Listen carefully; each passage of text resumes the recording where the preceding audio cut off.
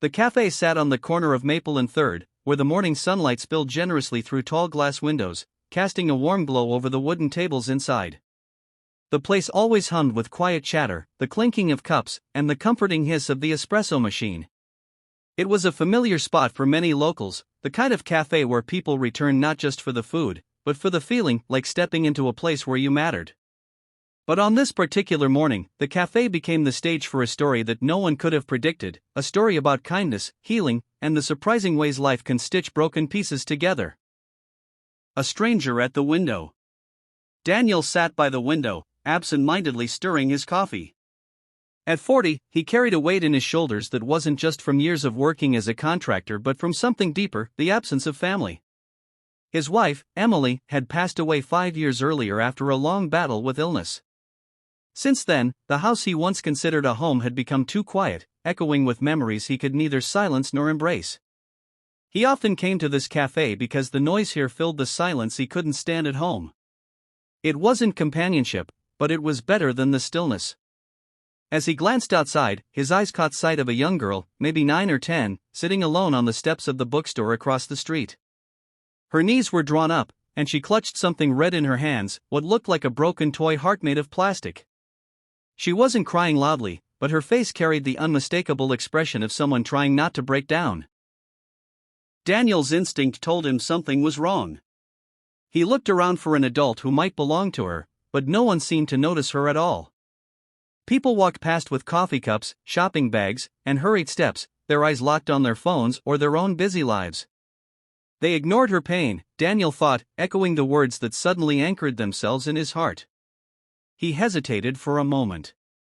Approaching a stranger's child could be misunderstood. But the way she sat there, so small against the backdrop of the bustling street, tugged at something deep inside him. He stood, left his half-drunk coffee behind, and crossed the street. The invitation. "Hey there," Daniel said softly, crouching a safe distance away so he wouldn't frighten her. "Are you okay?" The girl looked up, startled. Her eyes were the kind that told stories wide, uncertain, but carrying a depth beyond her years. She didn't answer immediately.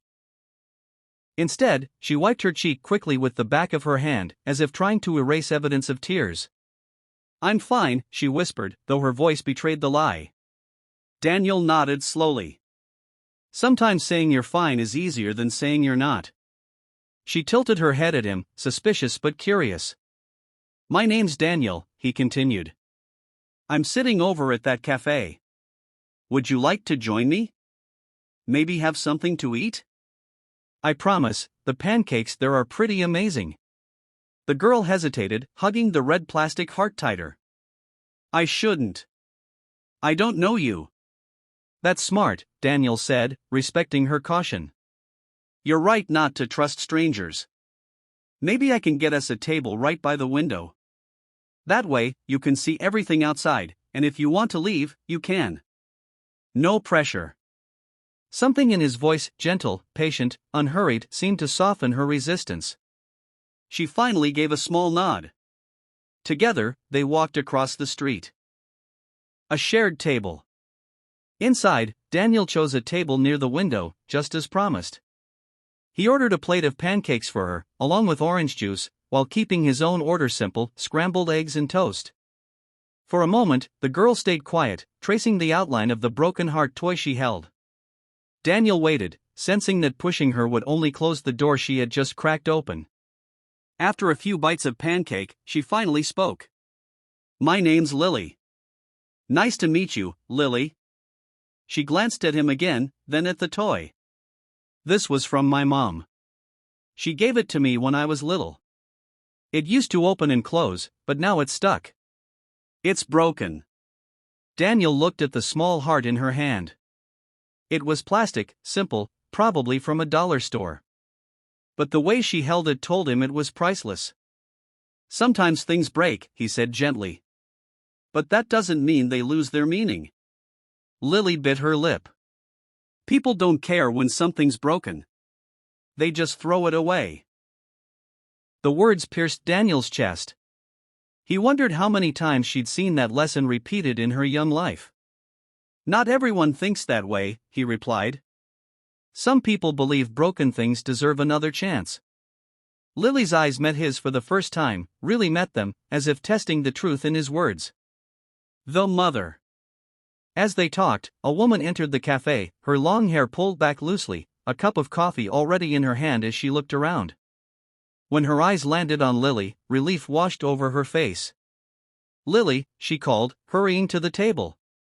The girl froze for a moment, guilt flashing across her face like she had done something wrong.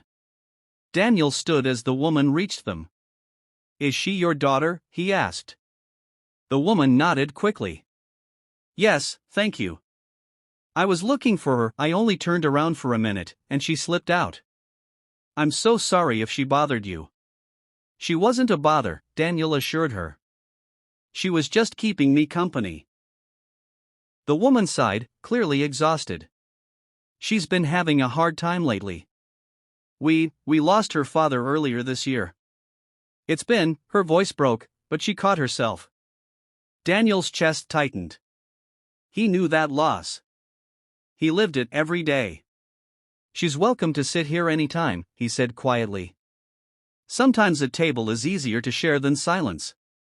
The woman looked at him, surprised by the kindness of the words. For the first time in a long while, she felt seen, not judged, not pitied, but understood. A ritual of kindness. What started as a single shared meal turned into something more. Over the weeks that followed, Lily and her mother, whose name was Sarah, began stopping by the café more often. At first, it was coincidence, then it became intentional. Daniel would already be there some mornings, sipping his coffee, and Lily would rush to his table, her face lighting up in a way Sarah hadn't seen since her husband's passing.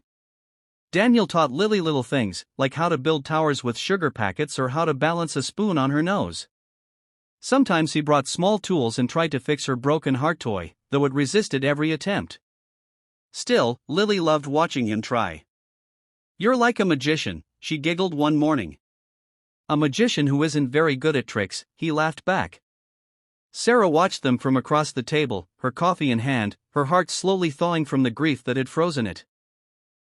She saw how Daniel never forced Lily to talk about her pain, but gave her space to laugh, to breathe, to just be a child again.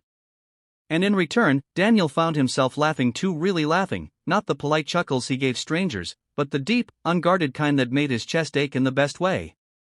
Healing in pieces. One rainy afternoon, Lily handed Daniel the broken plastic heart again. "Will you try one more time?" she asked hopefully. Daniel nodded, though he didn't expect much. He fiddled with it, twisting it carefully, until, click, the hinge gave way.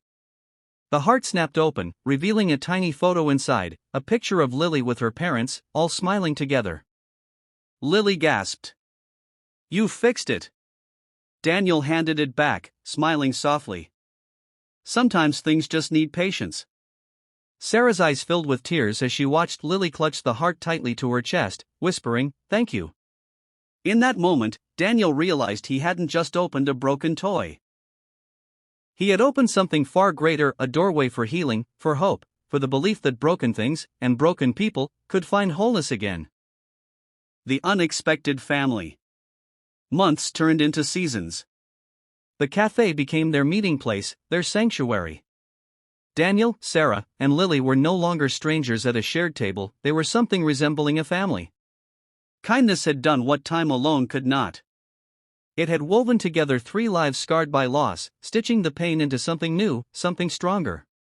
Daniel never tried to replace what Sarah or Lily had lost. Instead, he offered what he could: presence, laughter, understanding, and the gentle reminder that no one had to carry their pain alone. And in return, he found his own emptiness slowly filling with light. The lesson of the table. One evening, as they sat at their usual spot by the window, Lily asked, "Why did you help me that day? Everyone else ignored me." Daniel thought for a long moment before answering.